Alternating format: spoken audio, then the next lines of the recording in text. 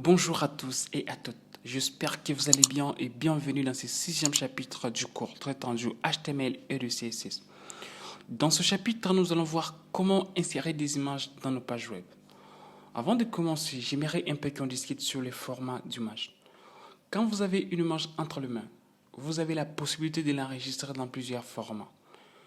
Le poids de l'image sera plus ou moins élevé selon le format choisi et la qualité de l'image va changer. Toutes les images diffusées sur Internet ont un point commun. Elles sont compressées. Cela veut dire que l'ordinateur fait des calculs pour qu'elles soient moins lourdes et donc plus rapides à télécharger.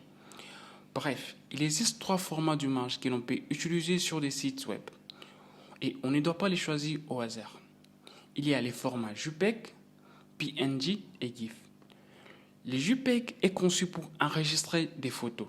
Dès que vous avez des images de type photo, il faut utiliser le format JPEG. C'est vraiment le plus adapté. Pour quasiment tous les restes, des illustrations, des logos, des dessins, vous allez utiliser le format PNG. Son gros avantage par rapport à d'autres formats de l'image, c'est qu'on peut définir des zones de transparence dans l'image PNG et donc de l'insérer d'une façon plus efficace et plus élégante dans notre page web. Enfin, le format GIF sert aussi aux illustrations, mais il peut en plus être animé. Aujourd'hui, on utilise principalement le format GIF justement pour des images animées. Donc, ce qui nous fait trois formats d'images à retenir. JPEG pour les photos, PNG pour presque tous les types d'illustrations et GIF pour les images animées. C'est vraiment important d'enregistrer votre image dans le bon format à chaque fois.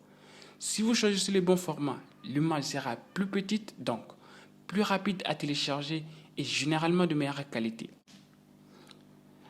Revenons maintenant au code HTML. Alors, comment insérer une image dans notre page HTML? Eh bien, c'est très simple. On aura besoin de la balise IMG. C'est un peu une balise du type orpheline ou impair. Cela veut dire qu'on n'a pas besoin de délimiter une portion des textes. Mais cette balise doit et toujours être accompagnée de deux attributs qui sont src et alt. src pour indiquer les noms du fichier qu'il faut charger. Ici, ça sera par exemple nour.jpg. Et l'attribut alt qui sert à décrire les contenus de l'image en quelques mots pour notamment les personnes qui sont avec et donc qui ne peuvent pas voir les images. Mais aussi pour les robots qui ont besoin de référencer les images et donc de connaître la représentation de l'image. Donc, pensez toujours à mettre src et alt pour décrire l'image. Attention à une petite erreur à éviter. En fait, les images doivent se trouver obligatoirement à l'intérieur des paragraphes. Voici un exemple d'insertion d'une image. Comme vous pouvez le voir ici, là on a la balise IMG pour insérer notre image et le deux attributs src et alt pour décrire l'image.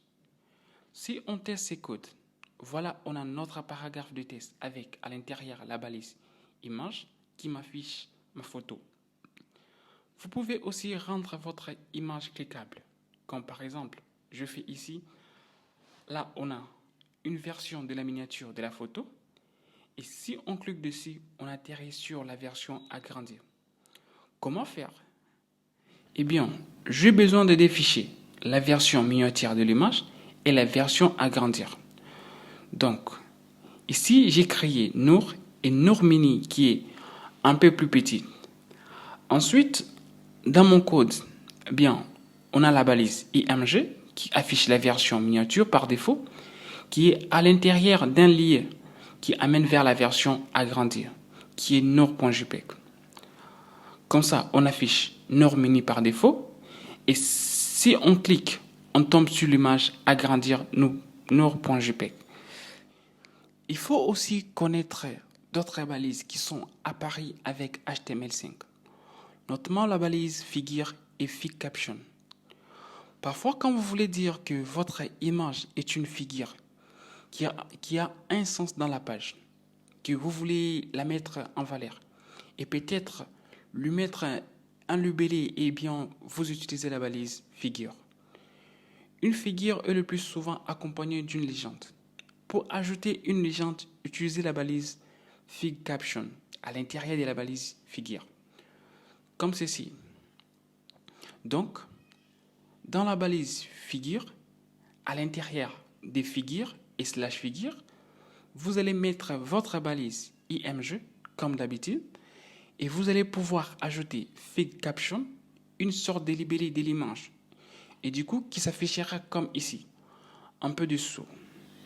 Voilà donc ça permet donc d'indiquer à l'ordinateur qu'il y a une figure ici avec un libellé qui se rapporte à la figure. Et bien voilà la fin de ce 6e chapitre. J'espère que vous avez aimé et j'espère encore vous retrouver très prochainement pour d'autres chapitres. Merci et à bientôt. On va te faire un